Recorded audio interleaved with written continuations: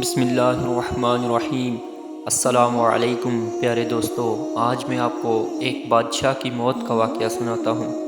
حضرت داؤد علیہ السلام نے ایک غار میں دیکھا کہ ایک عظیم الخلقتہ آدمی چت لیٹا ہوا پڑا ہے اور اس کے پاس ایک پتھر رکھا ہے جس پر لکھا ہوا ہے، میں دوسم بادشاہ ہوں، میں نے 1000 سال حکومت کی ہے، 1000 شہر فتح کیے، 1000 لشکروں کو شکست دی اور 1000 کنواری عورتوں کے ساتھ شب زفاف کا لطف اٹھایا۔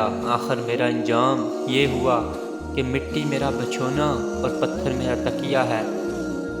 بس جو مجھے دیکھے تو وہ دنیا کے دھوکوں میں مبتلا نہ ہو جیسے دنیا نے مجھے دھوکہ دیا۔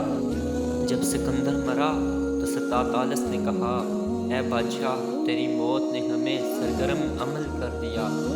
ایک اور دانا نے جب سکندر کی موت دیکھی تو کہا، بادشاہ آج اس حالت میں اپنی پوری زندگی کے خطابات سے زیادہ مؤثر خطاب کر رہا ہے، اور بادشاہ کا آج کا وعظ اس کی پوری زندگی کے وعظوں سے زیادہ سبق آموز ہے۔ قیصر اور سکندر چل بسے، زال و سہراب و رستم چل بسے، ایک دن مرنا ہے آخر موت ہے، کر لے جو کرنا ہے آخر موت ہے۔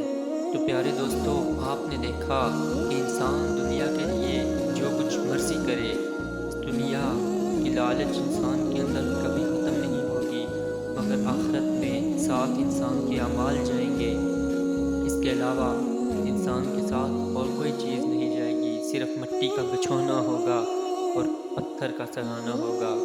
تو اللہ پاک سے دعا ہے کہ اللہ پاک ہمیں نیکی کے راستے پر چلنے کی توفیق عطا فرمائے اور ہمارے اندر سے دنیا کی لالچ کو دور کرے۔ آمین۔